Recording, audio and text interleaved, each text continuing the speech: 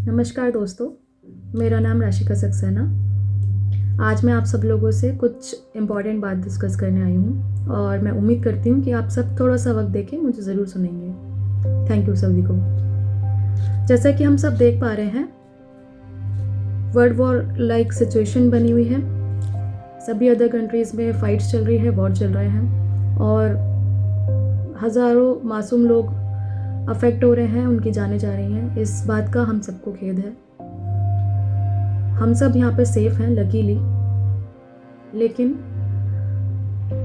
और कहीं ना कहीं चीज़ों में हर कंट्री अफेक्ट होती है। युद्ध कहीं भी हो, अफेक्ट हर जगह होता है। कल से 2 दिन से हम देख रहे हैं हमारी जो एक बेसिक नीड है LNG गैस, उसकी सप्लाई अफेक्ट हो रही है क्योंकि हम आज भी अदर कंट्रीज़ पे डिपेंडेंट हैं। इंडिया पेट्रोल के लिए 90% अदर कंट्रीज़ पे डिपेंडेंट है। LNG गैस 60% से ज़्यादा हम दूसरे देशों से सप्लाई लेते हैं, इम्पोर्ट करते हैं। ओवरऑल देखा जाए तो हम अभी भी काफ़ी हद तक दूसरे देशों पे डिपेंडेंट हैं। और जब ये दूसरे देशों से हमारे जो एनर्जी रूट्स हैं, जब भी अफेक्ट होते हैं, ये सिर्फ एक न्यूज़ हेडलाइन नहीं बनते। ये हमारे घर की, हमारे किचन से लेके हमारी हर बेसिक नीड के इफ़ेक्ट बन जाते हैं, अफेक्ट करते हैं हमारी डेली लाइफ को। ये एक रियल लाइफ इम्पैक्ट कॉज करते हैं हमारी रियल लाइफ पे। लेकिन कब तक? क्या हम हमेशा ऐसे ही डिपेंडेंट बने रहेंगे? और वो भी क्यों? तब जब हमारे पास ऐसी एनर्जी सोर्सेज हैं जो कभी ख़त्म होने वाली नहीं है और कोई उन्हें रोक नहीं सकता, लाइफ टाइम अवेलेबल है, बहुत ही फ्रीडम है हमारे पास एनर्जी सोर्सेज चूज़ करने का। तो दोस्तों, कब तक हम दूसरे देशों पर डिपेंडेंट बने रहेंगे? कब तक हम अपनी एनर्जी नीड्स के लिए दूसरे देशों से हेल्प मांगते रहेंगे? और क्यों नहीं हम अपने देश को आत्मनिर्भर, अपने आप को आत्मनिर्भर बनाएंगे, खुद को आत्मनिर्भर बनाएंगे, अपने देश को सेल्फ डिपेंडेंट बनाएंगे? क्यों? हमारी सरकार कितने टाइम से पहल कर रही है, make in India, make in India, vocal for local, कितनी सारी चीज़ें आ रही हैं। क्या आज ये हमें समझने का टाइम नहीं आ गया कि हमें अपने आप को सेल्फ रिलायंट बनाना है? दोस्तों, एक बहुत साधारण सी बात है, मैं एक इमोशनल कनेक्ट आप सबसे करना चाहूँगी कि डिपेंडेंसी आज के दौर में, क्या आप सोचते हैं आप खुद को किसी अपने रिश्तेदार के ऊपर, अपने किसी करीबी के ऊपर भी डिपेंडेंट मान सकते हैं? नहीं ना। आज की डेट में हम किसी के ऊपर डिपेंडेंट नहीं रह सकते। हमें सेल्फ रिलायंट होना है, हमें खुद में आत्मनिर्भर होना है, क्योंकि धोखा और बुरी मुसीबत और बुरा वक्त कभी भी कहीं से भी आ सकता है। तो जब हम अपनों पे भरोसा नहीं कर सकते, अपनों पे डिपेंडेंट नहीं हो सकते, तो फिर हम दूसरे देशों पे कब तक निर्भर रहेंगे? और वो भी तब जब हमारे पास इतनी बड़ी सोर्स ऑफ एनर्जी है, सूर्य भगवान। क्या कोई रोक सकता है उन्हें हमें सनरेज देने से? दिन ब दिन बढ़ते जा रहे हैं, बढ़ते जा रहे हैं, लेकिन हम सब ये क्यों नहीं समझ पा रहे कि हम उनसे कितना एनर्जी का बड़ा सोर्स है और कितनी उनसे हम चीज़ें यूटिलाइज कर सकते हैं। जी हाँ, आप सबको पता होगा कि सोलर से इलेक्ट्रिसिटी बनती है, और आप सब ये भी जानते हैं कि आप में से काफ़ी लोग जानते हैं कि मैं सोलर एनर्जी डिपार्टमेंट में 2014 से वर्क कर रही हूँ। बट इस वीडियो के थ्रू मेरा यहाँ पर आना सिर्फ सोलर एनर्जी को प्रमोट करना नहीं है, बल्कि अपने आप को सेल्फ रिलायंट बनाना है और हर उस रिन्यूएबल एनर्जी सोर्सेज पे अपने आप को शिफ्ट करना है, जिससे हम किसी भी ऐसी सिचुएशन में ना फंसें जहाँ हमें ऐसी क्राइसिस का सामना करना पड़े।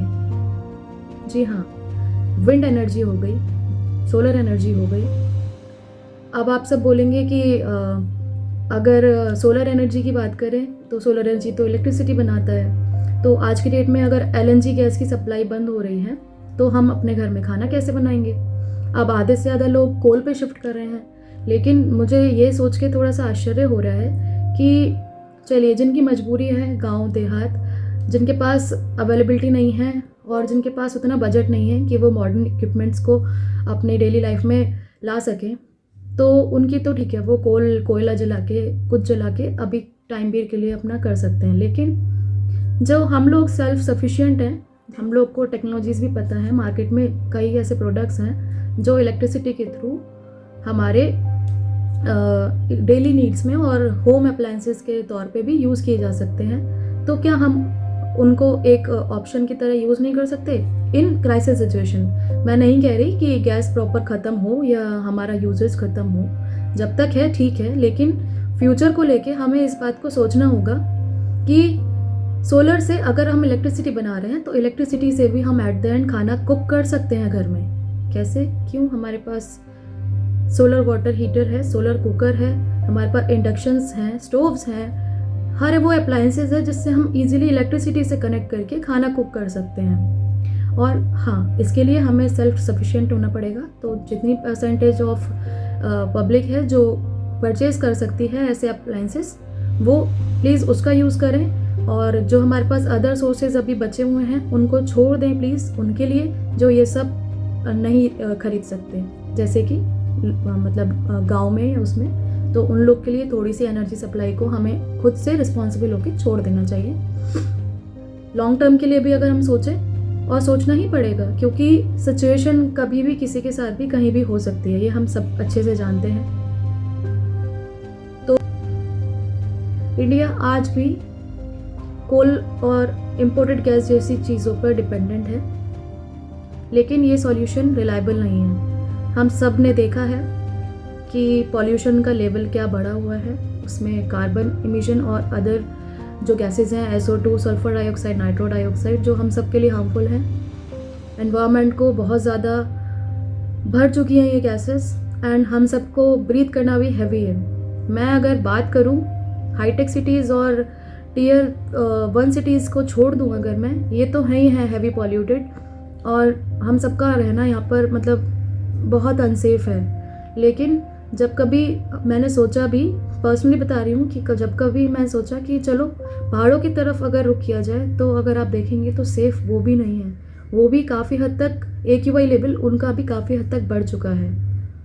सो हम सबको अवेयरनेस ज़रूरी है, और हम सबको समझना होगा कि एक तो हम अपनी डिपेंडेंसी दूसरों पर कम कर दें, दूसरे देशों पर निर्भरता कम कर दें, आत्मनिर्भर भारत बनाएं, आत्मनिर्भर खुद बने। और हमारे जो माननीय प्रधानमंत्री जी का मिशन चल रहे हैं, एक नहीं काफ़ी मिशन हैं, उन सब में उनको योगदान दें और सपोर्ट करें। और इन्हीं सब चीज़ों को मद्देनज़र रखते हुए, ध्यान में रखते हुए, मैं एक न्यू वेंचर स्टार्ट कर रही हूँ। मैंने स्टार्ट किया है द कार्बन शिफ्ट। जी हाँ, कार्बन शिफ्ट।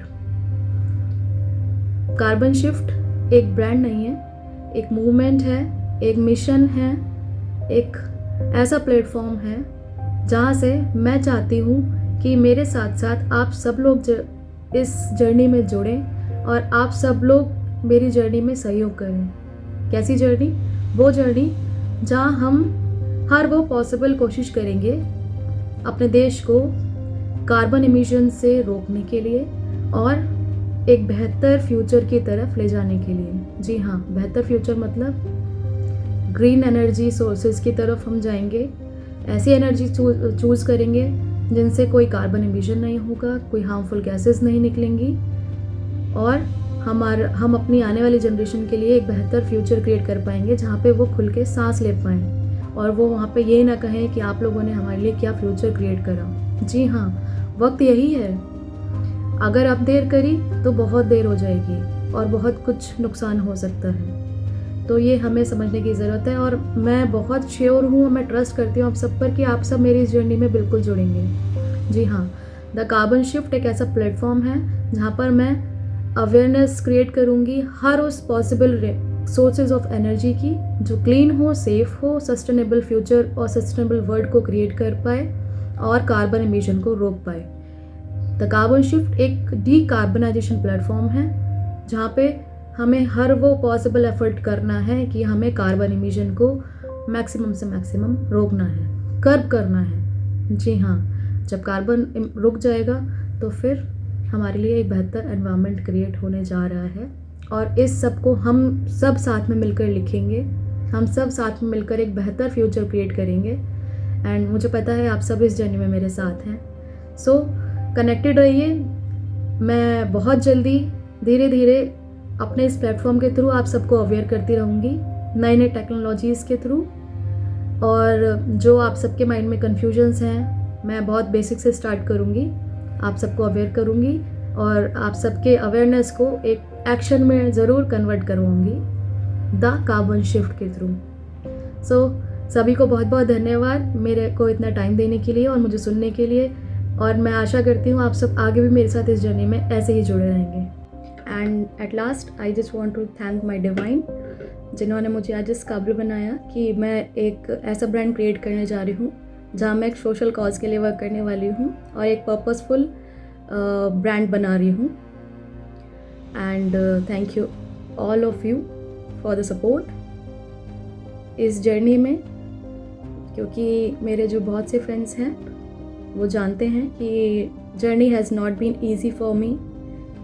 मैं आज राइज़ कर रही हूँ, खड़ी हो रही हूँ एक डिप्रेसिंग फेज़ से एक इंस्पायरिंग फेज़ की तरफ जाने के लिए, बिकॉज़ हार कभी नहीं माननी चाहिए बॉस। ज़िंदगी है, अच्छा आए बुरा आए, लेकिन खड़े हो, एफ़र्ट डालो और ज़िंदगी में आगे बढ़ने की हमेशा कोशिश करो। और इसी कोशिश के साथ मैं आप सबके लिए कुछ अच्छा सोचते हुए इस जर्नी में आगे बढ़ रही हूँ। As the founder of Carbon Shift मैं आप सबको एट लास्ट एक फाइनल थैंक यू बोलना चाहती हूँ। Thank you so much. जय हिंद।